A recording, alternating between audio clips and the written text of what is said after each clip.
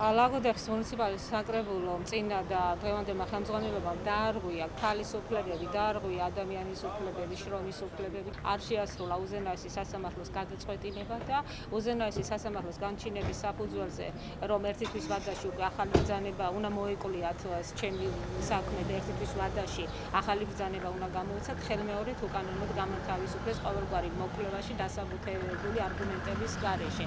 ვაპროტესტებ ლაგოდეხში კლანურ მმართველობას, ვაპროტესტებ უსამართლობას და ვითხოვ ადამიანის თავისუფლებების დაცვას და სამართლიანობის აღდგენას ლაგოდეხის მუნიციპალიტეტში. ამ ადამიანის სამსახურში აღდგენას და რასაპირებ გითხრათ?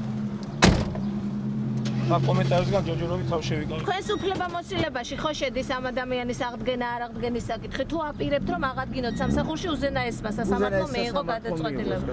თქვენ იცით რომ მიიღო შესასწავლი ეგ საქმე ბოლომდე ჯერ ერთი და. ადამიანი ახლა კომენტარს არ ვაკეთებ. ბატონო, კომენტარს ახლა ვერ გავაკეთებ. აპირებთ თუ არ აპირებთ ადამიანის სამსახურში აღდგენა. ძალიან დიდი ბოდიშით, მაგაზე ახლა კომენტარს ვერ გავაკეთებ.